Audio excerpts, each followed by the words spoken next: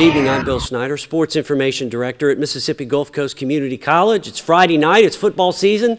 That means another edition of Bulldog Blitz. With me, as always, Gulf Coast head coach Steve Campbell. And this week, we're getting ready for another MACJC South Division battle over at Southwest. Right now, the Bulldogs at 5-1 and 2-1 in the division. And, Coach, heading into the home stretch, 2 straight road games, and then we finish with East Central. But first things first, got to take care of Southwest on the road. Always kind of an interesting place to play over there. So, got to be ready to go. Yeah, no question. There, Southwest always has a formidable football team. They a lot of great athletes, extremely well coached. Got a lot of speed this year on offense. In years past, Southwest has always had a mobile quarterback that really runs around. They run the football and then use play action pass. This year, their MO on offense is a little different. They're throwing the football about over 45 times a game and only running it about 20 times a game. So they've got a lot of good receivers. They've got a number 11 that is in the top of the nation in pass receptions and yardage. They've got a number 9 and number 10 that are both very explosive receivers. So they've got a whole host of explosive receivers, a quarterback that can throw the football, and defensively, they've got one of the top linebackers in the country, number 8, a young man from Sullivan, Alabama, is a great football player. They always play very tough on defense. They're a blitzing defense, a 3-3 stack defense that's has a lot of similarities to ours, and they do a great job on both sides of the football.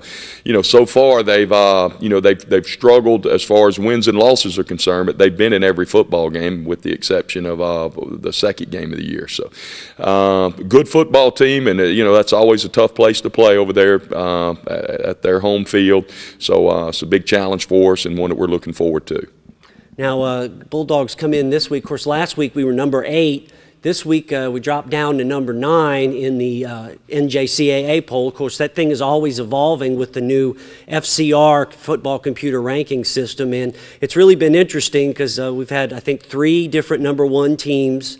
The teams in the middle of the pack kind of leapfrog each other depending on who they're playing. So when you throw in that added aspect with the computers as far as strength of schedule and all that, it's really made things interesting. You really never know what's going to happen week to week. It's you feel like so far, since you're on the competition committee and that kind of thing, you feel like that's what the system was made for? It is, and hopefully at the end of the year all that stuff works itself out. But, as far as the number 1, who's number 1, all that stuff doesn't matter until at the end of the year. It's great to talk about and read about and all that for the fans and to create interest, and that's what you'd like to do. But when you look at it, everybody's got to play everybody before it's all over within your conference, within your division. So, all that stuff will work itself out. As far as Mississippi Gulf Coast Community College is concerned, we have been the highest ranked one-loss team since we had our loss. And that's all that we can control. If you want to worry about anything, which we don't, but I do keep an eye on, are there other one-loss teams in front of us? No. So what that means is just keep, and we play, or would have an opportunity to play, 2 of the undefeated teams in front of us. So, if we just take care of business this week, take care of business this week, take care of business 1 week at a time, all that stuff works itself out. Mm-hmm. And you talk about some of the teams in front of us. You got East Mississippi, the defending state national champs. You got Northwest, an undefeated team. Then us at number 9. Then Colin and Jones down below us. So that's 1, 2, 3, 5 Mississippi teams. And that kind of, now this kind of shows a little bit more. Of course, it always has, how strong this conference is. We always talk about the SEC of JUCO, right. But that it's on paper that really shows that. It is. We've got the strongest conference top to bottom. There's 14 teams in our league, and I guess in the Kansas league, I think there's 8. So the champion of that league will be a champion of an 8-team league. The Texas league, what do they have, 6 or 7? So whoever if you come out of Mississippi, if you come out of the South Division, you're coming out of a 7 team. You come out of the state, you're coming out of 14.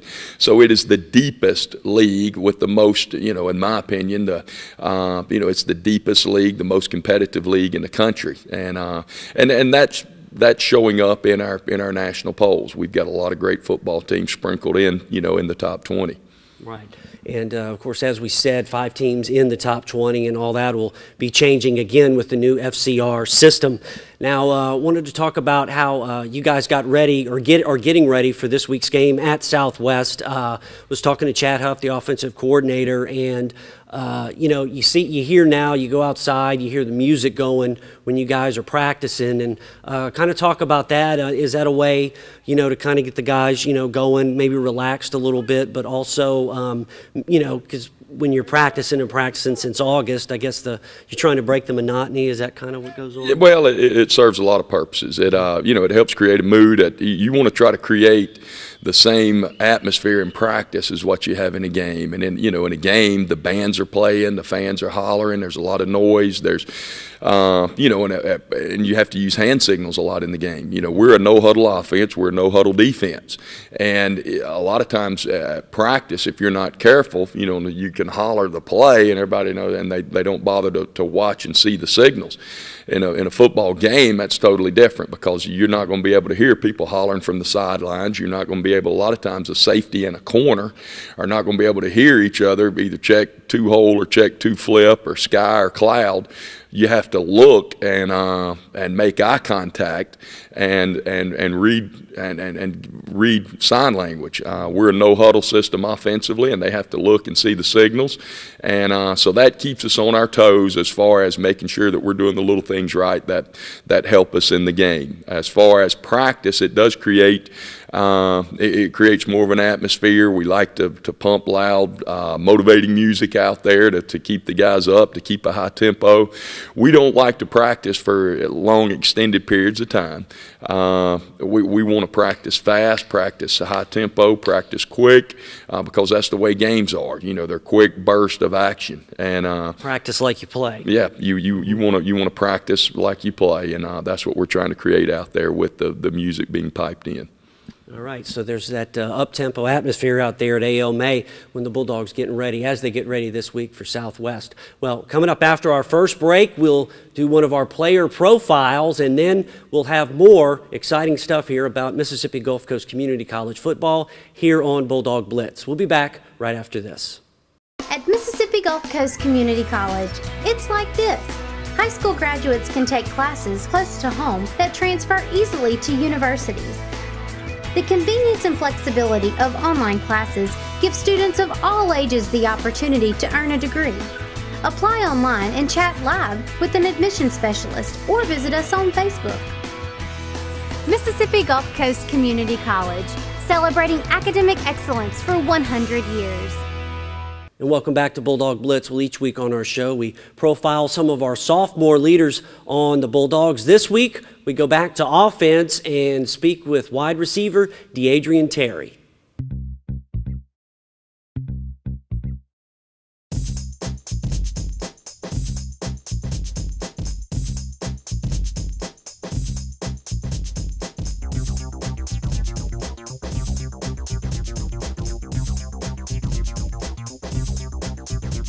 You talk to everybody. I mean, does that just kind of come natural for you? Yes, sir. I'm more of a people person. When y'all first came in the summertime, I just seen all the freshmen come in. I knew we had a whole group coming in, so I just want to make them feel welcome, you know, and not like most sophomores try to, you know, be talked down on. I just want to motivate them and keep them pumped up, because, you know, when come game time, we're going to need these guys to step up. So I just want to be a leader like Coach Campbell talked to me on the off season in springtime. It's been fun this year. I mean, I like last year. I came in as a freshman.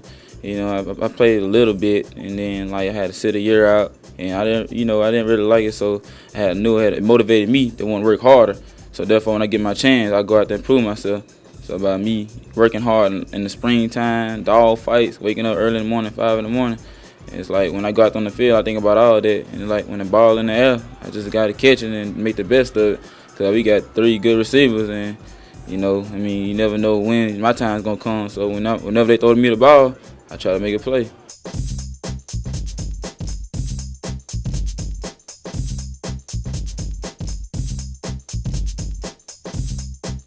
And Coach DT, you know, he's the ambassador of the team if we have one. He never met a stranger, always likes to talk to folks. And one thing, we were talking about him a couple of weeks ago, how he's improved from when he first got here. And you throw all that in, he was also our model for the uniforms when we rolled out the new uniform. So he's done a lot for us. And, by the way, he's a pretty good football player, too. He is. DeAdrian is a young man that's shown a lot of resilience, has gotten better every year. He played for us 2 years ago on the state championship team, redshirted last year, really used that year to get in the weight room and get bigger and stronger and learn the system, and then had an outstanding spring this past spring, had a great summer, and has really stepped forward and been a great leader for our skill positions and our whole football team. He's a hard worker, tremendous young man, does well in the classroom.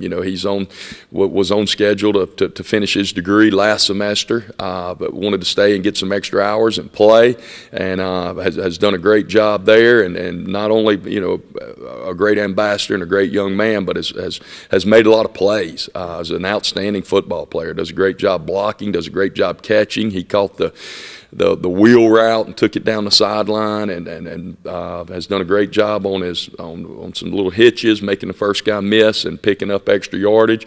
Went deep against Holmes and caught a post for a deep touchdown. So has really made a lot of plays, and he's a young man that you love to have in your program. He does a great job on the field, making plays, does a great job off the field. So he is the type of young man that is really fun to coach.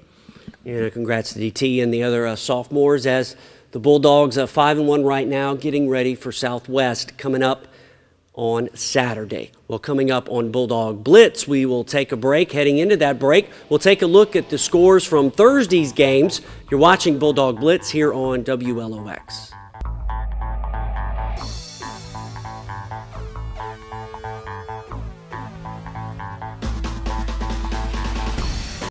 Bulldog fans and alumni, set your calendars for October 26th and 27th and come back to Mississippi Gulf Coast Community College for Homecoming 2012. On Friday, play in the annual Clem Dellinger Memorial Golf Tournament at Winddance Country Club. Then join us that night at the Athletic Hall of Fame induction ceremonies. On Saturday, dive into all the homecoming festivities, capped off with the big game between Gulf Coast and East Central at 2 p.m. Homecoming 2012 at Gulf Coast. Come be a part of it.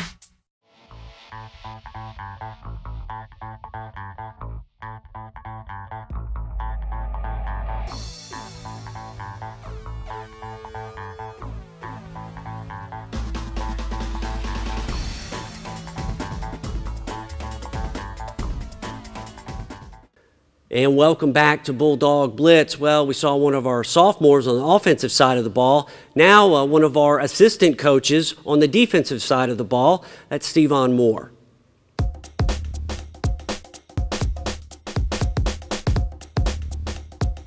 He never slides. Right? He got to slide to move with his feet. You got me? I love football. It's in my blood, and I love teaching. And these kids, when they come here, and a lot of times they think this is the end of the road. It's just the beginning. And I love getting hands-on and a small environment. And you get a chance to meet with them on a daily basis, and their eyes light up when they walk through our facility and they see all the guys that came through here and done well, and they participate at other universities, and that right there is the light switch come on, and those guys say, hey, they can do it, I can do it too.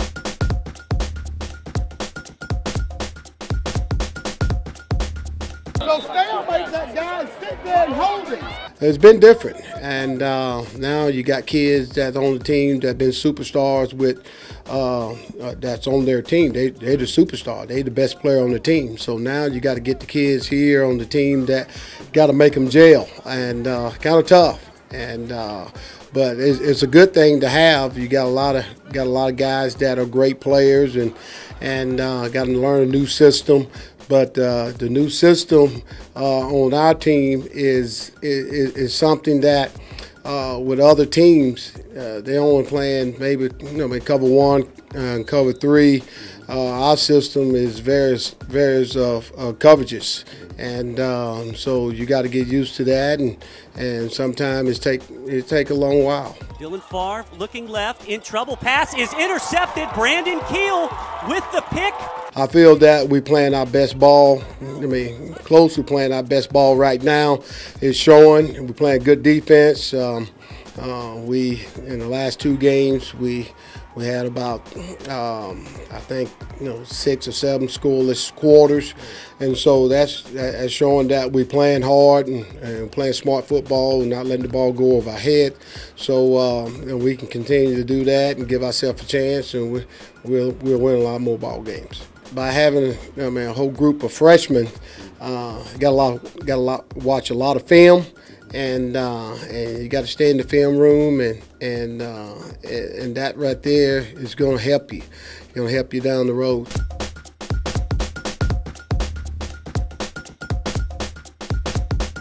And, Coach, when you have a guy like that who's played for 11 years in the NFL, it's only got to motivate the younger guys coming in knowing that they're playing for somebody who played in the NFL, and that kind of experience, it's hard to get that. It is. You can't, like you say, the only way to get experience is to go through something. And Steven, having played, and he didn't just go up there for a cup of coffee either. I mean, he played for 11 years and played in 2 Pro Bowls. I was watching a thing the other day on the on ESPN. It wasn't. I think it may have been a 30 for 30, but it was the '95 Cleveland Browns talking about their coaching staff. You had Belichick, you had Saban, you had Schwartz, the guy with the Detroit Lions. I mean, you had an unbelievable coaching staff there. And Steven was on that football team, and played and was coached by those guys. And for him to be able to come back and to impart that knowledge into the guys that are playing here now, that you can't. There's no way to assimilate that without having gone through it. And Steven's played at a tremendously high level, coached at a high level, and he's sent a lot of guys on to Division I. If you look right now, I mean, Otis had a great game the other day for Texas A&M. Alonzo is getting his shot, and playing, starting right now in Canada. Tremaine Brock playing with the San Francisco 49ers. Lamar Johnson right now starting at UAB. You go on and on. Andre Watson, who played at Southern Miss. And, so he has really had a lot of defensive backs that he's been able to impart that knowledge to, and then them play great here and then take it on to the next level. So, it's great to have, someone like Steven on staff that has played at that high level and does a great job coaching. The group that he's working with right now, he had out of his 10 defensive backs, only 2 of them were with us in the spring, so very, very young group, a lot of freshmen that just got here in the summer, and, he's done a great job of tutoring those guys, and those guys have done a great job of picking up our new schemes and techniques. Yeah, they certainly have. And speaking of the next level, you talked about Tremaine Brock, of course, TC with the Ravens, Chris White with the Bills, and we just found out this week Vic Ballard, the rookie with the Indianapolis Colts, played at Mississippi State and, of course, played here, gets the start this week for the Colts, and it's really not a surprise. We know his work ethic, and we saw him at the Senior Bowl in Mississippi State, and now he's getting a shot. That's really exciting to see. It is. It's exciting to see that.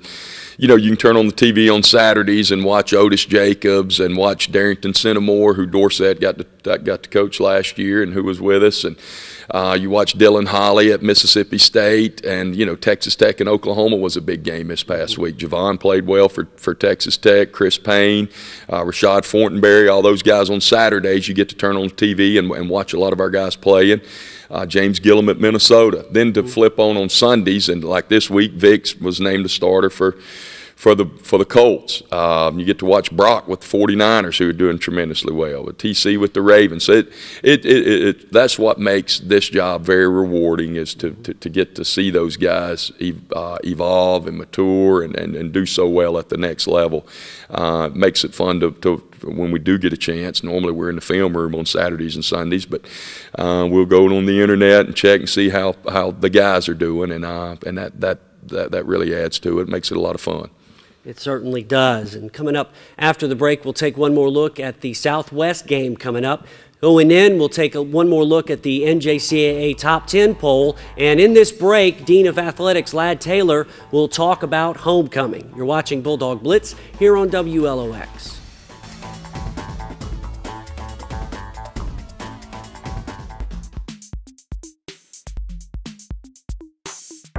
homecoming is going to be amazing this year, as it is every year. We've got tremendous festivities lined up.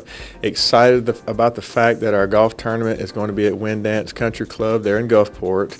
Tremendous support with Rick Carter and Tommy Snell had a hand in arranging that. So looking forward to a great outing on that day, the day before homecoming. The night of the 26th, we have our Athletic Hall of Fame banquet that's going to be at the Beau Rivage. So we're looking for a great event there as well. Festivities start at 6 o'clock and the actual banquet will begin at 7 p.m. If they'll log on to, of course, they could always call my office, 601-928-6360, or log on to www.mgccccbulldogs.com, and we have a link where you can actually sign up not only to play in the golf tournament, but to also be a hole sponsor.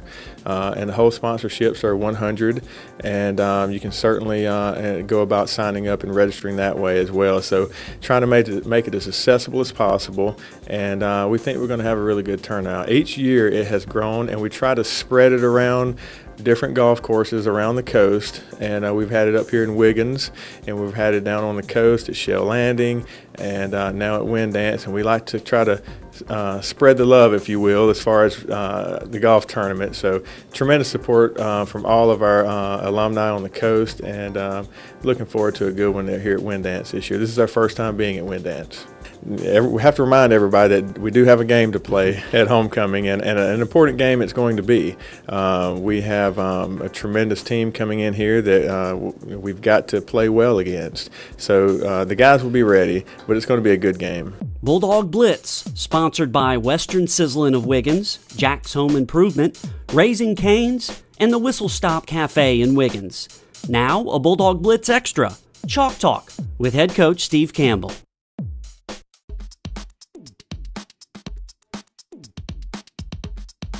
This week, what I'd like to talk about is our outside zone play. It's been a play that's been really good for us. We've gained a lot of yards with it over the years. It's an outside zone, a stretch play where we're trying to get the football on the perimeter to circle the defense and get the football outside. I'll draw up a typical 8-man front, 2, 4, 6, 8 guys there with a 3-deep coverage. This is a good play versus really any defense. 8-man front's one of the toughest you'll see running the football, so I'll draw it up versus this. All right, basically up front, we're reach blocking. We're a big power football team. We like to hit the football in the A-gaps with our inside zone and our power. This gives us a chance to stretch the defense, to get the football on the perimeter, utilize our speed, and when everybody's bunching up on the inside, be able to get the football on the outside. Receivers, they got man-to-man here or 3 deep. This guy's got deep third because there's nobody behind him, so he's got to cover him deep. So we'll teach him to run that guy off and stalk block. All right, cut off. Say we're running outside zone or stretch to the right. It's a zone combination between these 2 guys. You reach, get his outside number. You pull to overtake, and then let's seal this guy off. You 2 got those 2. All right, you 2 are working here to the backside, and then we'll scoop, which means cut off the backside. Working downfield, trying to get somebody to that safety. So really the only guy not blocked is here and here, but by the time they fold, they can only make the play for 6 to 8 to 10 yard gain. All right, your job is to block support, whoever the support, the alley player, you go get on his outside. His job's to not let you outside, because if the ball gets outside, he's covering deep, it's going to go to the house. So he's going to stretch and keep his outside arm free, all right, which will create an alley. If we get this reached and that stretches, there's your alley. Free safety's got to run to fill that alley. When he does that, that opens up, again, the post from there, or the tight end down the seam. So you really they can't be too aggressive in getting that guy. They've got to play sound defense. Quarterback's going to catch a snap, hand off to the tailback. The tailback's reading this block. If it gets reached, which means we can get outside of it, now your eyes go to here. If that's reached, get it to the sideline. If that's upfield, shoot it. All right, if we don't get this reached, if that stretches, well, the tackle will turn up for him, shoot it here. That's our outside zone block. We want to seal here. We want either a reach or a kick out here, depending on what that does, and we want to hit the alley with it. Now, what are they doing to stop this. If they're running the free safety, we need to come back and hit them on a play action post from either the front side or the back side. If the linebackers are running hard so that these two can't get them, they're flying out. All right, we need to come back with a bootleg, fake it, get the tight end across, get him out in the flat. If these guys are running, get the tight end behind them, and let's hit the tight end on a bootleg. Or come back with our reverse to try to slow down their pursuit. But that's our outside zone play. And welcome back to Bulldog Blitz, of course, homecoming October 27th, but that's down the road. As you know, here on Bulldog Blitz, we take it one game at a time, and the most important game is the next one because it's the next game, and that's Southwest. We talked about it before in the opening of the show, but, you know, Coach, you look at some of the streaks we have, and I know you don't get into that, but that shows the importance that you guys put on these South Division games. You know, when we play Colin, when we play East Central, Hines, and Southwest, one of the things we've been able to do, for the most part, is beat the teams that are in our division, and this is another opportunity for that. Yeah, no question. You know, the next game's most important regardless of who you're playing, but I mean, you need to win your South Division games in order to win the South Division, and we've been blessed enough to have won some South Divisions a good little bit over the last couple of years, and that's due to the young men being focused on the task at hand, winning the next football game. And, you know, Southwest is an outstanding football team. They always play us tough. Yeah.